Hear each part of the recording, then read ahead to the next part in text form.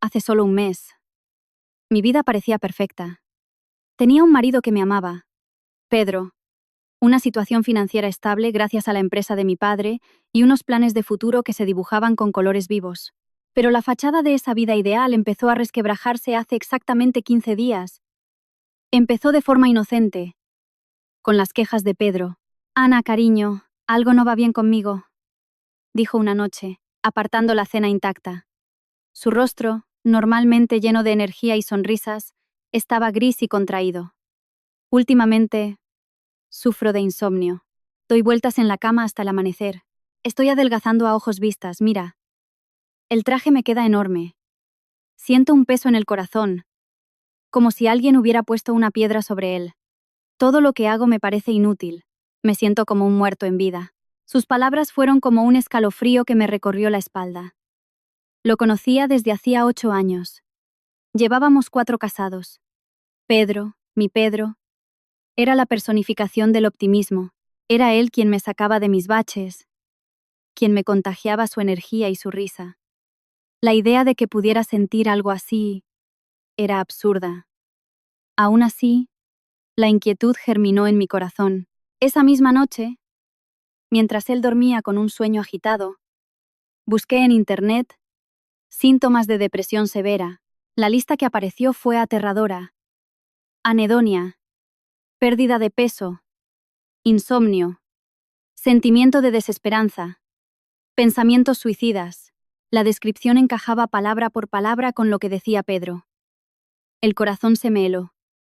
Al día siguiente, tratando de mantener la calma, llamé a su asistenta, la señora Carmen.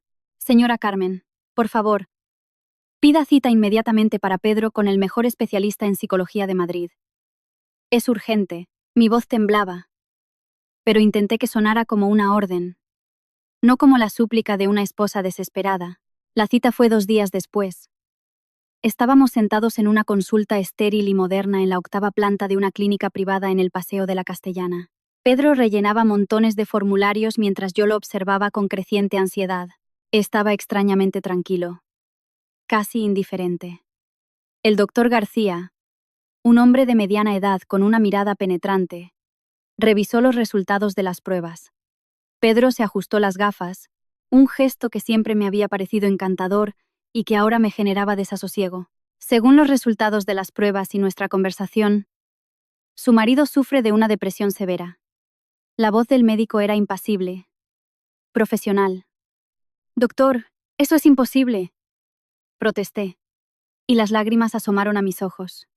Sentí que mi mundo se derrumbaba. Mi marido es tan optimista, siempre lleno de vida. ¿Cómo podría tener depresión? Anderson, entiendo sus sentimientos, pero por favor, no se preocupe en exceso. Es una enfermedad como cualquier otra. Con el tratamiento farmacológico adecuado y terapia, su estado mejorará. El doctor García hizo una pausa. Me miró significativamente y añadió con énfasis. Sin embargo, hay algo que debo subrayar. En el futuro inmediato, debe vigilarlo como si fuera oro. El señor Pedro tiene tendencias suicidas muy fuertes, alarmantes. No es una sugerencia, es una advertencia seria. Asentí con la cabeza, aturdida. El diagnóstico de depresión severa, pronunciado en voz alta por un médico, fue un golpe de cao para mí. Me sentí como si alguien me hubiera golpeado en el estómago dejándome sin aire. Para que Pedro no viera mi estado, murmuré una disculpa y salí corriendo de la consulta. No podía soportar el espacio cerrado del ascensor, así que bajé corriendo por las escaleras desde la 8ª planta hasta la 4ª. Allí, en un pasillo vacío, me apoyé contra la pared fría y dejé que las lágrimas fluyeran. ¿Cómo era posible? ¿Cómo un hombre sano y lleno de vida podía enfermar de algo tan terrible de un día para otro? Sentía una mezcla de pena, miedo e impotencia. En un momento dado, al girar la cabeza, vi a Pedro caminando en mi dirección desde el final del pasillo. No estaba solo. El doctor García iba con él. Me sequé las lágrimas rápidamente, preparando en mi cabeza palabras de consuelo. Iba a acercarme, abrazarlo y asegurarle que superaríamos esto juntos. Sin embargo, no esperaba lo que sucedió a continuación. Pedro pasó la esquina que llevaba a las escaleras y abrazó a otra mujer que lo esperaba en un hueco lateral. Estaba de espaldas a mí. Solo vi su largo cabello oscuro y un elegante abrigo. Contuve la respiración e instintivamente me escondí tras la esquina, con el corazón latiéndome como un loco. La mujer le golpeó ligeramente en el pecho, y su voz, aunque baja, estaba llena de reproche. Pero no lo alargues demasiado. Tú puedes esperar, pero tu hijo no. Pedro la besó en la oreja. Y su voz, esa misma voz que esa mañana me susurraba palabras tiernas, ahora goteaba una falsa ternura dirigida a otra. Cariño, no te preocupes. Ya lo he arreglado todo con García. ¿Has visto cómo se lo ha tragado todo esa idiota? Solo medio mes más. Solo recuerda desenterrarme antes de 5 horas desde el funeral. El pequeño tanque de oxígeno que llevaré conmigo solo dura eso. Con la inteligencia de Ana, seguro que pagará mis deudas después de mi muerte para salvar la reputación de la familia. Entonces, el patrimonio de su familia pasará a mis manos sin que se dé cuenta. También he hablado con mamá. Después de mi muerte, mi madre ya encontrará la manera de destruirla psicológicamente. La convertirá en una loca. La mujer rodeó el cuello de Pedro con sus brazos, y en sus ojos se dibujaba el deseo y la codicia. Por supuesto. A esa idiota se la puede manipular como a una marioneta. Está tan cegada por el amor que se creerá cualquier cosa. A pesar del calor que superaba los 30 grados, sentí un frío glacial, y mis dientes empezaron a castañetear. El edificio de confianza que había construido durante 8 años se derrumbó con un estruendo ensordecedor. El hombre con el que compartía mi cama conspiraba con otra mujer, planeando fingir su propia muerte para robar el patrimonio de mi familia y destrozarme la vida. Como una ladrona, escondida tras la pared, escuchaba aquella farsa en la que yo interpretaba el papel de la víctima inconsciente. Sentí una oleada de náuseas. Pero entonces, en cuestión de segundos, el shock se convirtió en una furia helada. Rápidamente me recompuse. Las lágrimas se secaron. Ya que me tratáis como a un mono de feria, yo, vuestra señora, jugaré con vosotros a este juego, pero con mis reglas. Volví a la 8ª planta, fingiendo que acababa de terminar de hablar por teléfono. Cogí la receta del doctor García, evitando su mirada, y esperé tranquilamente el regreso de Pedro. Cuando entró en la sala de espera, interpreté mi papel. Me lancé a su cuello, llorando. Pedrito, estoy tan preocupada, pero lo superaremos. Estaré a tu lado, reprimiendo la rabia y el asco que casi me ahogaban. Al volver a casa le di las primeras pastillas y un vaso de agua. Cariño, el doctor dijo que estas pastillas hay que tomarlas 3 veces al día. 2 cada vez. Recuerda tomarlas regularmente. Yo te lo recordaré. Pedro tragó las pastillas obedientemente, mirándome con una expresión de gratitud que ahora me parecía grotesca. Solo entonces recordé. Durante la visita al doctor García, me di cuenta de que intercambiaban miradas cómplices cuando pensaban que no miraba. Con las prisas y el shock, no le di importancia en ese momento. Ahora todo encajaba. El doctor describía la enfermedad de Pedro con tanta seriedad y sugería sus tendencias suicidas, preparando el terreno para su suicidio. Estaba claro que Pedro lo había sobornado. Por eso sospeché que esos medicamentos para la depresión también habían sido cambiados. Esperé a que Pedro se fuera a la ducha. Entré en el baño y, con cuidado, con la uña, despegué la etiqueta del envase de los antidepresivos. Y en efecto, debajo había otra, con la inscripción: Vitamina C, suplemento dietético. Me reí amargamente. En silencio. Así que era eso. Querían atontarme con vitaminas. Con el diagnóstico de depresión severa de Pedro, emitido por un especialista, al día siguiente fui a otro médico, amigo de mi familia. Le conté la historia de un marido que no quiere curarse y que cambia los medicamentos por vitaminas. Sin problemas, conseguí una receta para antidepresivos reales y potentes. Y cambié el contenido del envase. Esposa mía, lo siento. Las palabras de Pedro me sacaron de mis pensamientos por la noche. Levanté la vista. Pedro tenía los ojos enrojecidos. Su expresión era sincera. Y, de una manera extraña y ensayada, atractiva, Era precisamente esa maldita expresión llena de sentimiento la que me había engañado durante 8 años de conocernos y 4 de matrimonio. ¿Quién dijo que yo no sé actuar? También me sequé una lágrima invisible. Cariño, ¿qué dices? No es culpa tuya. El doctor dijo que si tomas los medicamentos regularmente, seguro que te curarás. Yo cuidaré de ti. Derramábamos nuestras penas el uno frente al otro, cada uno con un plan oculto y oscuro. Qué irónico. ¿Quieres fingir tu muerte después de tomar unos medicamentos? Yo haré que ese juego se convierta en realidad, para asegurarme de que Pedro tomaba sus medicamentos a diario y a tiempo, y de paso vigilarlo. De vez en cuando aparecía sin avisar por su empresa. Una tarde, nada más acercarme a la recepción, una chica nueva y joven, con las mejillas sonrojadas, intentó detenerme. Señora, el presidente tiene una reunión muy importante ahora. No se le puede molestar. Miré las puertas de cristal del despacho de Pedro. A plena luz del día, las persianas estaban bajadas. Fruncí el ceño, pero no quería crearle problemas a la chica. Sonreí y me senté en el vestíbulo, diciendo que esperaría. Poco después, del despacho de Pedro salió una mujer elegantemente vestida. Por su silueta y su bolso caro, supe que era la misma que lo había abrazado aquel día en el hospital. Cuando nuestras miradas se cruzaron, en sus ojos vi un destello de triunfo y desprecio. Negé con la cabeza con una tristeza fingida. No es de extrañar que esté tan impaciente.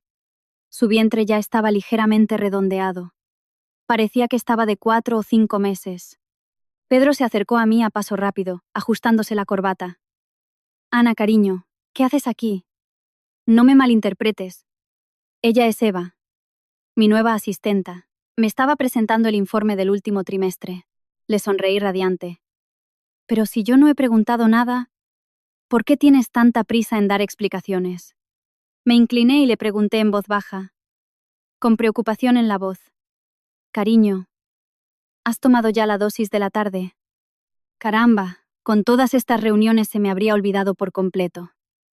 Pedro sacó rápidamente las pastillas del cajón del escritorio y, ante mis ojos, se tragó 2 comprimidos con agua.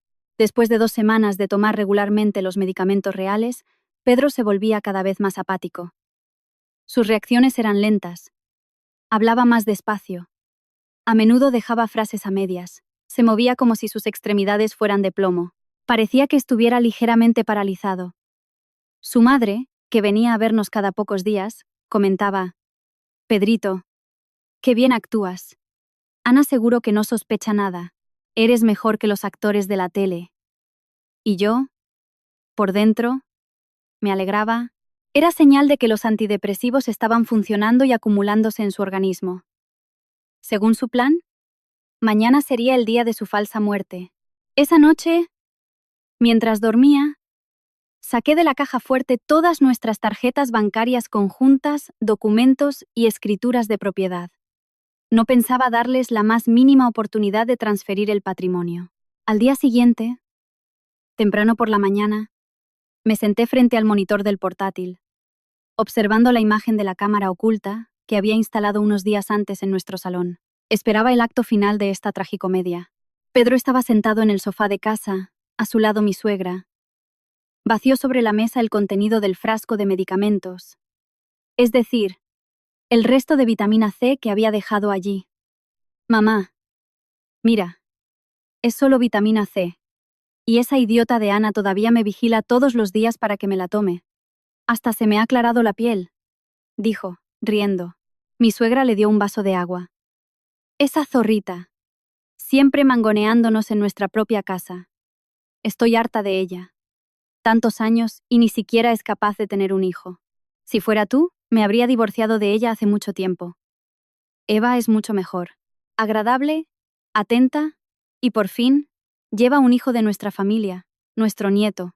Pedro suspiró. Mamá, la culpa es mía, que fui tonto, y me dejé engañar firmando la separación de bienes. Si me divorciara ahora, me quedaría sin nada. Por eso, solo una muerte fingida me permitirá empezar una nueva vida con Eva y nuestro dinero. Sentí un dolor agudo y físico en el corazón. Apreté los dientes involuntariamente con tanta fuerza que oí un crujido. Un momento después, sonó mi teléfono. En la pantalla apareció la foto de mi suegra. Ana, ha pasado algo terrible. Pedro. Se ha tragado todo el frasco de pastillas. Ha intentado suicidarse. Ya vamos en la ambulancia. Rápido. Ven al hospital. Su voz estaba llena de una falsa histeria. Cuando entré en urgencias, vi una escena sacada de una telenovela barata. El cuerpo de Pedro yacía en una camilla, cubierto con una sábana blanca. Mi suegra se abalanzó sobre él, llorando histéricamente. Pobre hijo mío, todo es culpa de tu madre por no haberte vigilado. Tan joven y ya no estás. ¿Cómo voy a vivir ahora? Al ver la escena, los curiosos que no sabían la verdad también empezaron a derramar lágrimas. Yo también exprimí rápidamente 2 gotas de mis ojos. Y, imitando a la anciana, sollocé, lanzándome a sus brazos. Pobre marido mío, es culpa mía por no haberte vigilado. Tan joven y ya soy viuda. ¿Cómo voy a vivir ahora? Mi suegra seguía murmurando para sus adentros. Realmente no pensé que su depresión fuera tan grave y pudiera llevar al suicidio. Hijo, fuiste demasiado cruel. Ni siquiera me dejaste una palabra de despedida. Quise levantar la sábana para mirarlo por última vez. Pero mi suegra me agarró bruscamente la mano. Hazle caso a tu madre, no mires. Tiene un aspecto horrible por las pastillas. A los muertos no se les puede resucitar. Acéptalo. Guardé silencio por un momento y luego, con voz temblorosa, le cogí la mano. Mamá, tengo contactos en el crematorio. Pueden organizar la cremación hoy mismo. No quiero que sufra más. Quería incinerar a Pedro lo antes posible para evitar más complicaciones imprevistas. Como en las novelas, donde el motivo de la muerte fingida siempre tiene algún truco. Mi suegra se sonó la nariz e inmediatamente cambió su expresión de desesperada a furiosa. ¿Qué coño estás diciendo? En nuestro pueblo no existe esa costumbre. Tenemos que llevarlo al pueblo de la familia y enterrarlo allí, según la tradición. Pero mamá, hace mucho calor. Y hasta vuestro pueblo hay más de 300 kilómetros. Me temo que el cuerpo de Pedro se descomponga por el camino. Intenté convencerla en voz baja, fingiendo preocupación. La vieja bruja me lanzó una mirada furiosa. Cuando Pedro vivía, siempre te cedía el paso. Te hacía caso en todo.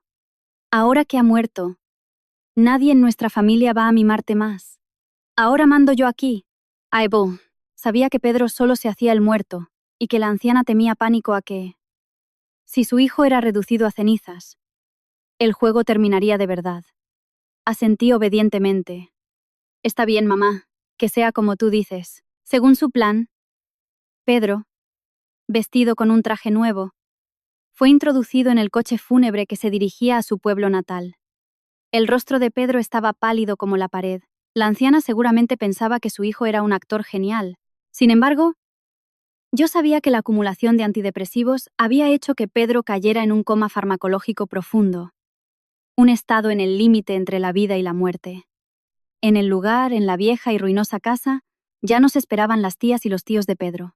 Al verlo yacer tranquilamente en el ataúd abierto, cubierto con un lienzo blanco, todo el grupo comenzó a gemir como si fuera una señal. Pobre sobrino mío, pobre sobrino mío. Las penas humanas no son universales. En ese momento, escuchando ese lamento falso, solo sentía una fría diversión. Conocía un poco las costumbres funerarias de la tierra natal de Pedro. El difunto debía yacer en casa durante 3 días y 3 noches antes de ser enterrado. Estaba preparada para 3 días de actuación, pero, para mi sorpresa, mi suegra se me acercó nerviosa. Ana, el cura de la parroquia local ha dicho que, debido al calor, tenemos que acelerar el entierro. La tierra debe acogerlo lo antes posible para que su alma encuentre la paz. ¿Acaso incluso en el más allá había tanta competencia? Después de un momento de reflexión, lo entendí. Fingir estar muerto no es tan fácil. Yacer en un ataúd durante 3 días sin comer, beber ni satisfacer las necesidades fisiológicas es un desafío considerable. Querían acortar su sufrimiento, pero yo no quería que a Pedro le saliera tan fácil. Me opuse. Es demasiado repentino. Mis padres todavía están de vacaciones en el extranjero, Ni siquiera han tenido tiempo de comprar los billetes de vuelta. Los labios de la anciana se torcieron en una mueca de desprecio. Tus padres nunca respetaron a mi hijo. Como ha muerto, no hay necesidad de que vengan. Mis emociones, largamente reprimidas, finalmente explotaron. Señalando a la anciana, empecé a lanzar acusaciones. Habla con la mano en el corazón. Pedro perdió a su padre pronto. Si no fuera por mi padre, que lo trató como a un hijo, y le enseñó todo paso a paso, ¿crees que a los 30 y pocos años se habría convertido en director general de una empresa? Si no fuera por mi padre, que constantemente lo ayudaba y le conseguía contratos, Pedro probablemente habría trabajado toda su vida en alguna pequeña y olvidada empresa. La anciana levantó los párpados. ¿Qué tanto gritas? Nuestro Pedro es capaz y se las habría arreglado sin la ayuda de nadie. No te atribuyas méritos a ti y a tu familia constantemente. Gallina estéril, y encima tienes la desfachatez de vivir. Se calló un momento y sus ojos brillaron de odio. Por tu culpa mi hijo tuvo depresión. Eres una asesina. ¿Por qué no te moriste tú? Apenas podía respirar. Ya quería pegarle cuando la segunda tía de Pedro me agarró de la mano. Nuera, no te preocupes por tu madre. Pedro ha muerto, lo está pasando mal. ¿Entiendes? Otros curiosos también empezaron a calmarme. Sí. A los muertos no se les puede resucitar. Los vivos tienen que seguir viviendo. Di una patada a la pata de la mesa con rabia. Pues bien. Es vuestra familia. Vuestra decisión. No tenéis que preguntarme nada más. Tú. Varios hombres mayores se acercaron con la tapa del ataúd. Nuera. Apártate. Cerramos el ataúd. Los detuve rápidamente. Esperad. Por favor. Salid todos un momento. Quiero hablar con Pedro a solas, despedirme. Al ver mi mirada llena de lágrimas y lastimera, nadie se opuso. En cuanto me quedé sola, me di la vuelta y fui al patio, donde en una pila de leña mi suegra había escondido antes una pequeña bombona de oxígeno portátil. La saqué. Levanté el colchón del ataúd. Debajo había un compartimento preparado y un tubo que llegaba a la boca de Pedro. Saqué la bombona y el tubo. Sonriendo fríamente, le dije a Pedro: «Canalla, adiós. Ojalá no nos volvamos a encontrar en la próxima vida». Escondí la bombona bajo mi chaqueta y llamé a los tíos de vuelta a la casa. Pedro debía de estar recuperando la conciencia, porque noté que sus dedos se movían ligeramente. Pronto, la pesada tapa de roble del ataúd fue cerrada y clavada sólidamente. Me pareció oír, a través del estruendo del martillo, un gemido bajo y ahogado desde el interior. En mitad de la noche, mi suegra vio que seguía velando junto al ataúd y quiso relevarme. Fingiendo preocupación le dije: «Mamá, soy joven. Puedo aguantar. Tú eres mayor. Tienes que descansar». La anciana apenas tuvo tiempo de sonreír. Y mis siguientes palabras la dejaron de piedra. «Eres mayor. Como te mueras de cansancio junto al ataúd. Yo sola no podré con 2 funerales». En el silencio sepulcral de la noche, interrumpido solo por el canto de los grillos, la anciana siseó entre dientes: «Tú, pequeña bruja, ¿te atreves a desearme el mal? Espera. Ya verás». Le lancé una mirada de desprecio y no respondí nada.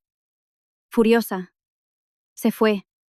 Tenía tanto sueño que los párpados se me caían solos cuando de repente, desde el ataúd, llegó un suave susurro y luego un golpe ahogado. Inmediatamente me reanimé. Supuse que Pedro se había despertado y se daba cuenta de que no tenía oxígeno. Empecé a reflexionar. Pedro había estado en un ataúd cerrado durante casi media noche. Teóricamente, ya debería haber muerto por asfixia. Examiné detenidamente el ataúd a la luz de una vela. De repente, noté varios pequeños agujeros de ventilación, casi invisibles, perforados cerca de su cabeza. Pedro, Pedro, ¿realmente habías pensado en todo para fingir tu muerte? Pedro empezó a golpear la tapa desde dentro con más fuerza. Yo, desde fuera, golpeando rítmicamente la tapa, empecé a gemir en voz alta. «Pobre marido mío, ¿por qué fuiste tan cruel y me dejaste?» Como persona que se emociona fácilmente, me metí en el papel. Mocos y lágrimas me corrían a raudales. Me incliné sobre el ataúd, y mis lágrimas y secreciones nasales cayeron directamente en esos pequeños agujeros de ventilación, taponándolos eficazmente. Cuando empezó a amanecer, mi llanto incesante atrajo a las tías de Pedro. Me miraban con compasión. Pobre niña, no te entristezcas tanto. Oímos varias cosas de tu suegra, pero no pensábamos que quisieras tanto a Pedro. Esperaba esas palabras. Solo interpretando el papel de una esposa desconsolada y amante, podría reducir sus sospechas en el futuro. Me sacó de mis pensamientos la visión de una joven figura entre la multitud de dolientes. Jefa, la marcha del presidente fue tan repentina. He venido en nombre de todos los empleados. Eva, sollozando, se acercó a mí. Llegó justo a tiempo. A través de su rostro delicado y lloroso, vi su corazón de serpiente. Quería ser la primera en desenterrar a Pedro después del funeral. El patio se estaba volviendo cada vez más concurrido y ruidoso. Me quedé junto al ataúd, escuchando cómo los sonidos de lucha en el interior se volvían cada vez más silenciosos, más débiles, hasta que finalmente cesaron por completo. Me di la vuelta y me acerqué a mi suegra. Ya es hora. Después del funeral de Pedro no me quedé ni un momento más. Inmediatamente me subí al coche y volví a nuestra casa en la ciudad. Apenas entré en la ducha, sonó el teléfono de mi suegra. «Zorra, tú has asesinado a mi hijo», gritó tan terriblemente que di un respingo. Por dentro, me alegré, así que la vieja bruja y Eva por fin lo habían desenterrado y descubierto que su hijo estaba realmente muerto. Miré el teléfono. Media hora antes, el asistente de mi padre, el señor Javier, a quien le había pedido que observara discretamente, me había enviado un mensaje. La señora mayor y esa mujer han empezado a cavar la tumba. Adjuntó una foto de ambas mujeres con palas, cavando enérgicamente la tierra. Fingiendo sorpresa le pregunté a mi suegra. «Mamá, creo que te has equivocado. Tú llevaste a tu hijo al hospital. Tú viste cómo lo enterraban. Hay testigos de todo. No intentes echarme la culpa». El llanto de la anciana cambió a un tono lleno de odio. «Seguro que es cosa tuya. Maldita zorra». Sabía que no se atrevería a contarle a la policía su propia intriga, así que no quise seguir hablando con ella. La provoqué a propósito. «Cállate de una vez. Tu hijo ha muerto. Y yo tengo que encontrarme un nuevo marido. No me molestes en mis citas. Si tienes algún problema, llama a la policía». La anciana seguía aullando al teléfono. Colgué rápidamente. En ese mismo momento, llamó el asistente de mi padre. «Señora Ana, han pedido la autopsia. ¿Qué hacemos?» El señor Javier bajó la voz. Su tono era una mezcla de tensión y excitación. Por supuesto, no le conté toda la verdad. Las personas son diferentes. Y un confidente adicional es una amenaza adicional. Carraspeé y dije: «No hables tanto. Solo vigílalos e infórmame de todo. Si haces bien tu trabajo, papá te dará una buena prima». Después de una noche de sueño reparador, me despertó un violento aporreo en la puerta. Abrí de mal humor. La vieja bruja realmente había traído a la policía. Un policía me enseñó su placa. «Buenos días, señora Ana. Hemos recibido una denuncia de la señora viuda de Gómez de que es usted sospechosa de asesinato por envenenamiento. Tenemos que llevar a cabo una investigación». Cuando la anciana me vio, me señaló con el dedo y empezó a gritar: «¡Es esa zorrita!». Se abalanzó sobre mí, queriendo arañarme. El policía la detuvo rápidamente. La anciana se desplomó en el suelo, golpeándose los muslos y llorando. Mi hijo tomaba vitamina C todos los días.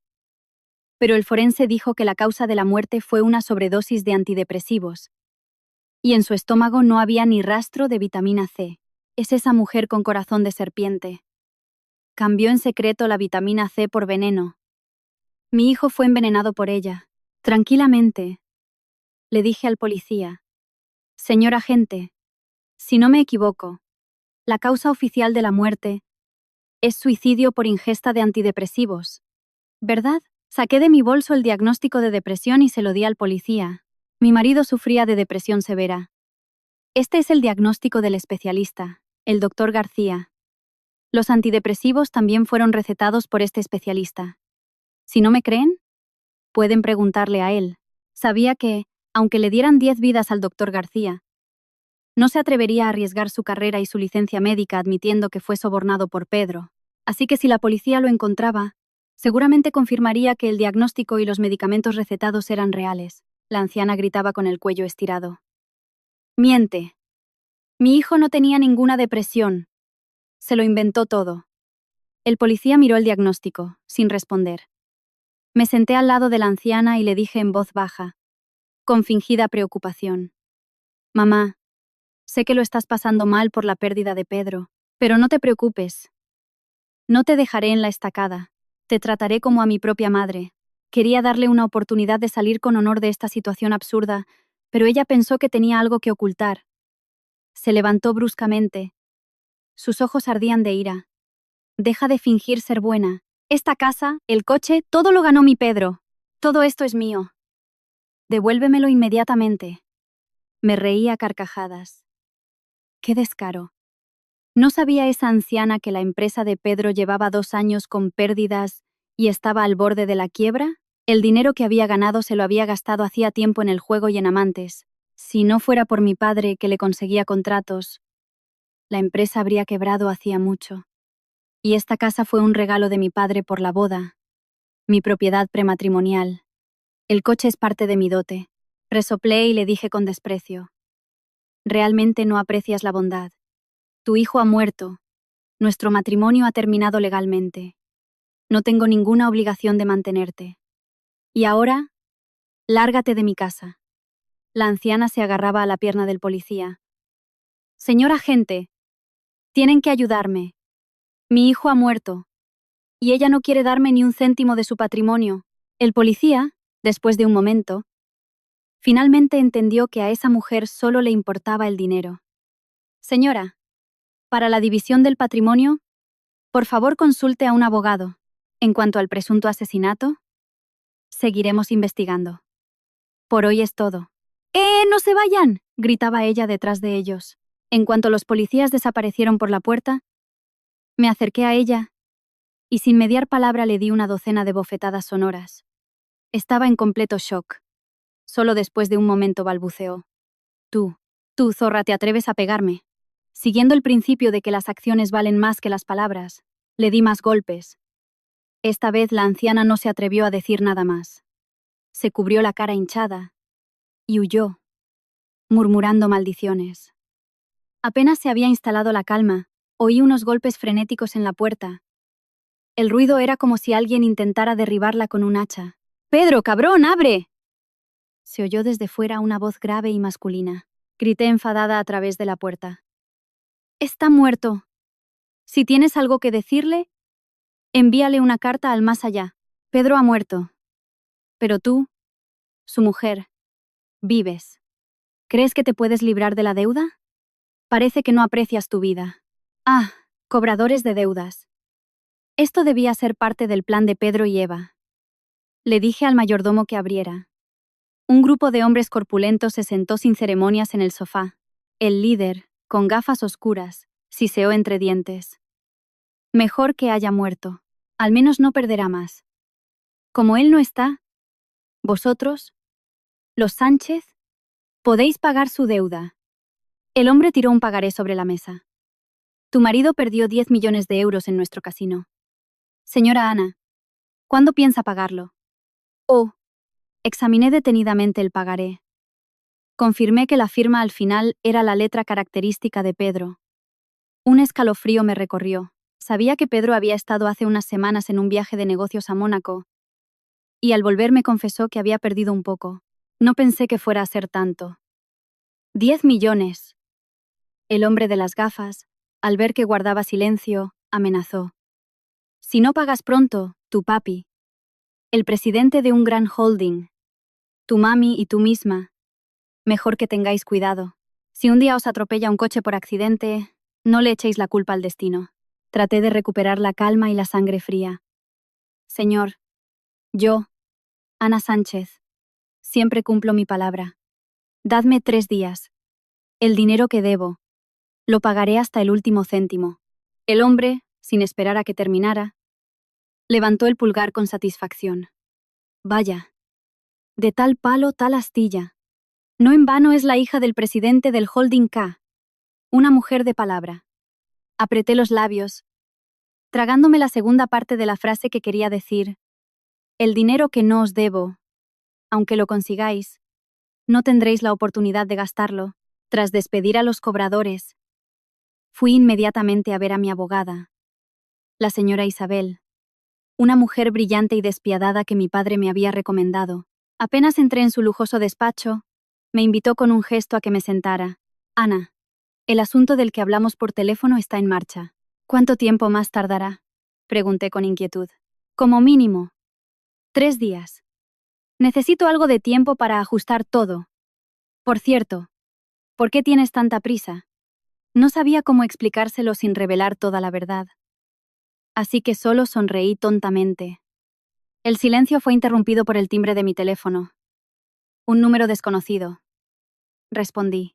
Debo llamarte cuñada o asesina. Tú mataste a Pedro. Tú lo destrozaste todo. Te voy a hacer pedazos. La voz de Eva se quebró de rabia. De repente, para mi sorpresa, sentí por ella algo parecido a una compasión perversa. Había perdido a su amante. El niño en su vientre había perdido a su padre. Y su sueño de escapar con Pedro y su... En realidad, mi dinero se había desvanecido como una pompa de jabón. Al salir del despacho de la abogada, la provoqué aún más. No tengo inconveniente en que me llames papi. Por lo visto, a Pedro le gustaba mucho que le hablaras así en la cama, ¿verdad? Eva se dejó provocar. Con voz temblorosa, preguntó. Ana, ¿sabes por qué Pedro no te tocaba desde hace mucho? Te diré la verdad. Pedro odiaba tu aburrimiento y frialdad en la cama. Odiaba que fueras como un tronco y te faltara cualquier tipo de pasión. Las palabras de Eva me hicieron sentir como si me hubiera tragado una mosca. Resoplé. Si se trata de ser una puta, seguro que no te llego a la suela del zapato. Pero aunque nuestro Pedro fuera el mejor semental, ahora ya no te podrá satisfacer. Será mejor que abortes rápidamente y te busques un nuevo patrocinador. Si tengo la oportunidad, te presentaré a alguien vivo. Eva se rió fría e histéricamente. No cuentes con ello. ¿Crees que no conozco la ley? Un niño no nacido, un póstumo, tiene los mismos derechos a la herencia que un descendiente legítimo. Tú de todas formas no puedes tener hijos. Así que en el futuro todo el enorme patrimonio de Pedro pertenecerá a mi hijo. Conduciendo por las calles vacías de la ciudad a medianoche, los recuerdos de Pedro y yo se sucedían en mi cabeza como una vieja película. Ana, eres nuestra única hija. Tienes que encontrar a alguien de nuestro círculo. Alguien adecuado. Su padre murió pronto, y su madre lo crió criando cerdos en el campo. Vuestros orígenes son demasiado diferentes. Así me convencía mi madre antes de la boda. Yo, con la terquedad de una adolescente, respondía: Mamá, no seas tan anticuada. Pedro dijo que me amaría toda la vida. Él es diferente. Me casaré con él y con nadie más. Qué ingenua fui entonces. Qué doloroso es ahora el choque con la cruda realidad. El hombre que prometía amarme toda la vida, con tanto esfuerzo y dedicación, planeaba casarse con su amante. Pero yo, Ana Sánchez, nunca he sido de las que se dejan dañar impunemente. Quien me haga daño, se arrepentirá del día en que nació. A las 3 de la mañana recibí un mensaje de la señora Isabel. Arreglado. Limpio. Una piedra se me quitó del corazón. Dejé el teléfono y, por primera vez en semanas, me dormí con un sueño profundo y tranquilo. Apenas empecé a comer mi avena para el desayuno, el hombre de las gafas y su banda aparecieron de nuevo, esta vez sin llamar. Señorita, han pasado 3 días.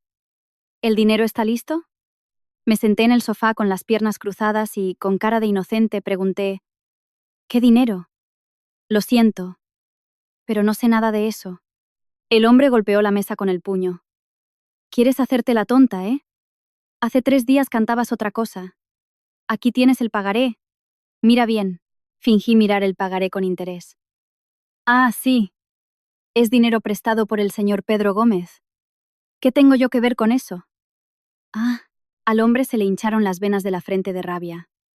Pedro era tu marido. Como ha muerto, según la ley tienes que pagar su deuda. Ese jueguecito de hacerte la tonta conmigo no va a funcionar. Le lancé una mirada de desprecio. Lo era. Pero me divorcié de él hace mucho tiempo. El hombre se quitó las gafas y las tiró sobre la mesa. Mierda, no mientas. Ayer mismo su madre decía que eras su mujer. Saqué de mi bolso los documentos que me había proporcionado la señora Isabel, o más bien, sus fotocopias. Tome. Aquí tiene la sentencia de divorcio firme, con fecha de hace un mes. ¿Creen que les estoy engañando? El hombre se quedó mirando los papeles, y su cara se puso de color púrpura. Lanzó enfadado. Bien, listilla. Ya te arrepentirás de esto. Tranquilamente. Mientras removía mi avena respondí. Me arrepentiré. Me arrepentiré. ¿Para qué tantos nervios? La puerta está por allí. A mitad de la comida, vino a verme Eva. Esta vez estaba más tranquila. Pero en sus ojos acechaba el mismo veneno. Tiró sobre la mesa un fajo de requerimientos de pago de varias empresas de préstamos rápidos. Pedro debe 300.000 euros de microcréditos. Los requerimientos llegaron hoy a la empresa. Será mejor que lo pagues. Esa gente tiene contactos en todas partes. No te busques problemas.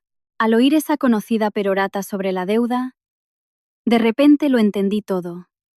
Eva y ese hombre de las gafas probablemente actuaban juntos. O más bien, ese hombre fue contratado por Pedro y Eva para representar la escena de la cobranza, para obligarme a pagar deudas reales y ficticias. Miré a Eva y seguí comiendo. El dinero lo pidió prestado Pedro. Ve a quien te debe. Nosotros hace tiempo que estamos divorciados. Ana. Levantó la voz, y su calma se hizo añicos. Eso es imposible. Absolutamente imposible. Pedro decía que lo acosabas, que no querías darle el divorcio desde hacía años. Tu acta de divorcio tiene que ser falsa. Sonreí tranquilamente. Cariño, no seas ingenua. Pedro decía lo mismo a otras mujeres antes que a ti. Todos los canallas echan la culpa de la falta de divorcio a la otra parte, ¿verdad? Ah, y se me olvidaba añadir. No eres la primera a la que deja con un bombo. Un hijo no nacido en la familia de los Gómez no vale mucho. Eva se lo tragó. Las piernas le flaquearon y se desplomó en una silla. Mientes. Saqué el acuerdo de divorcio. Mira, aquí está la firma de Pedro. Pedro firmó voluntariamente el acuerdo de divorcio. Eva seguramente no podía imaginarse que Pedro, por el consumo diario de fuertes antidepresivos, estaba alternativamente consciente y apático. El día antes de su muerte fingida, aprovechando su estado de profunda apatía, le pasé a firmar los documentos de divorcio, diciendo que eran consentimientos para nuevas inversiones en la empresa. Firmó sin leer. Gracias a los contactos de mi padre y a la astucia de la señora Isabel, a las 3 de la mañana, con la ayuda de un juez amigo, tenía en mis manos unos documentos de divorcio legales y con fecha anterior. Eva me señaló, con los ojos rojos de llanto y odio. Ana, eres el diablo en persona. Mataste a Pedro y ahora has falsificado los documentos de divorcio para evitar pagar sus deudas. Te demandaré por falsificación. Levanté las cejas. Adelante. A ver quién acaba entre rejas. Tú, por complicidad en un intento de estafa, o yo. Debes saber que por intentar estafar una cantidad tan considerable la pena es alta. Pedro no te lo dijo, ¿verdad? Según nuestra separación de bienes, en caso de divorcio se va sin nada. Así que, aunque tu hijo tuviera realmente derecho a la herencia, no heredará ni un céntimo, porque Pedro no tenía ningún patrimonio. Y como estamos divorciados, sus deudas, tanto las reales como las falsas, no tienen nada que ver conmigo. Cuando recibas otro requerimiento de pago, quémalo por mí. Eva se derrumbó por completo. Empezó a tirarse de los pelos y a gritar. ¡Canallas! Me habéis engañado juntos. Sonreí inocentemente. ¿Qué palabras? De buen corazón te enseño a reconocer a los canallas. ¿Y tú me insultas? Eva salió de mi casa tambaleándose, como si le hubieran succionado toda la energía. Pero yo no pensaba parar ahí. Eva, ¿con quién te has metido? Decidí destruirla. Le pedí a la señora Isabel que inmediatamente presentara todas las pruebas recogidas al juzgado y presentara una demanda civil contra Eva. Estaban todas las capturas de pantalla de las transferencias bancarias de Pedro a Eva durante su romance, los enlaces a los regalos que le compró, los extractos de sus tarjetas de crédito. No lo sabía hasta que lo comprobé. Desde el verano pasado hasta su muerte, Pedro le hizo a Eva más de 80 transferencias, por un total de más de 1 millón de euros, además de bolsos de marca, joyas y viajes de lujo por más de 2 millones. La señora Isabel me lanzó una mirada triunfante. Cariño, soy una maestra en destruir amantes. Recuperaremos hasta el último céntimo. Poco después, junto con un agente judicial, fuimos al piso de Eva. Eva, al vernos, empezó a gritarme. Ana, que te mueras de la forma más dolorosa. Tu familia tiene tanto dinero. ¿Por qué quieres quitarme estas míseras migajas? La miré con desprecio. Mi dinero tampoco ha caído del cielo. Además, era nuestro dinero ganancial. Él, sin mi consentimiento, lo gastaba en mantener a su amante y sus lujos.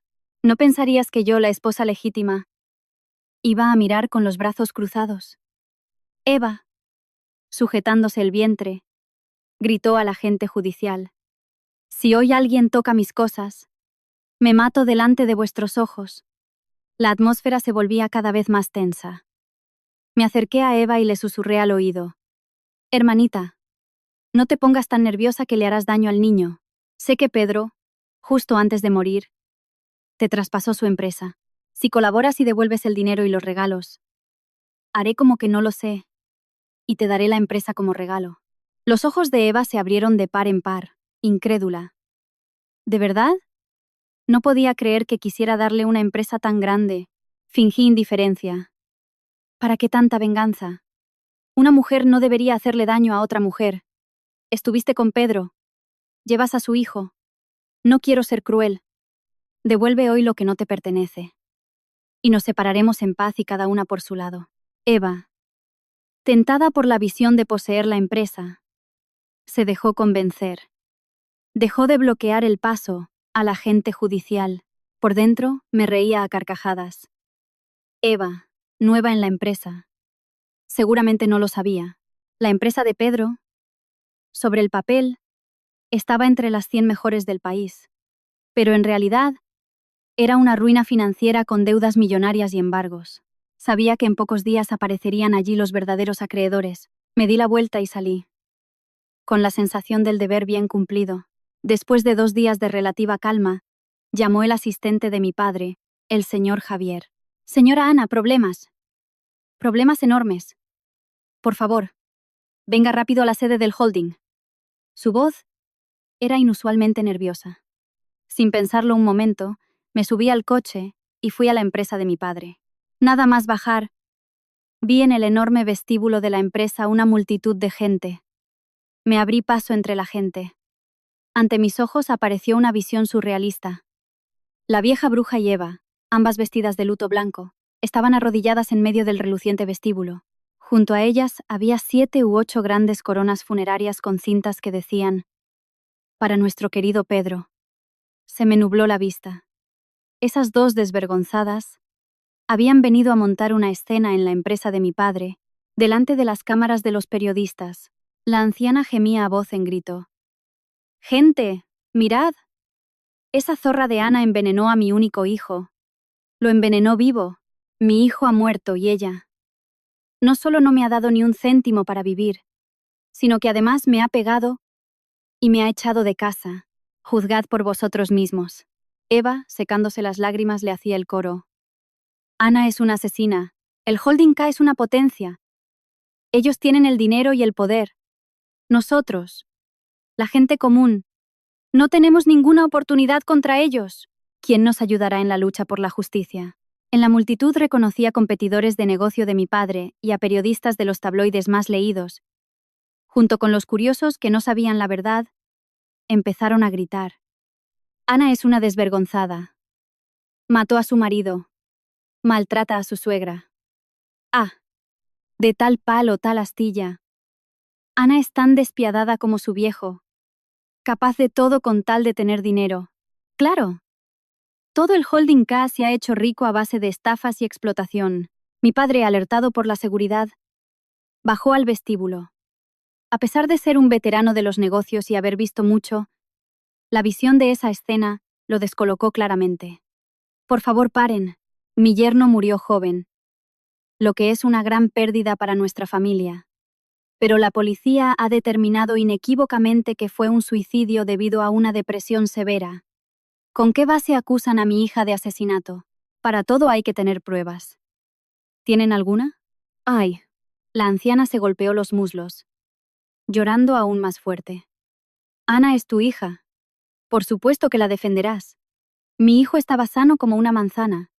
Nunca habría tenido depresión y nunca se habría suicidado. Pobre hijo mío. Se buscó una mujer estéril y encima perdió la vida por ella. El corazón me latía como un martillo. Sabía que si no jugaba bien mis cartas, no solo sufriría la reputación de nuestra familia, sino también toda la empresa de mi padre. Me acerqué a ellas y, señalando a Eva, pregunté alto y claro: Perdón, ¿y quién es esta señora? Antes de que Eva pudiera responder, la anciana intervino. ¿Qué te importa a ti? Es mi futura nuera. Sonreí dulcemente. Si no me equivoco, es la amante de mi difunto marido. La señora Eva, ¿verdad? En la multitud se oyeron susurros y risitas. Vaya escándalo. La amante viene a montarle un numerito a la esposa legítima. Ser la amante no creo que sea motivo de orgullo como para exhibirse así, ¿no? Parece que la amante está embarazada. Ese Pedro se lo montaba bien a dos bandas. Eva, con los ojos rojos de llorar y la voz temblorosa, dijo: Pedro y yo nos queríamos de verdad. He venido hoy aquí para luchar por la justicia para él. Puedo testificar que Pedro siempre fue seguro de sí mismo y alegre. Nunca se habría suicidado. Seguro que fue envenenado por Ana. Resoplé fuerte para que todos me oyeran. Dices que os queríais de verdad y el niño que llevas en el vientre ni siquiera es de Pedro. ¿Tienes la desfachatez de hablar de amor verdadero? La cara de Eva se enrojeció de rabia. Tú mientes. Mi hijo es de Pedro. La anciana escupió en mi dirección. Escupe todo lo que quieras. Gallina estéril y celosa. Deja de decir tonterías. Eva lleva a mi nieto. Y tú simplemente estás celosa. Saqué de mi bolso los resultados de las pruebas falsificados previamente por un médico amigo y se los tiré a la cara a la anciana.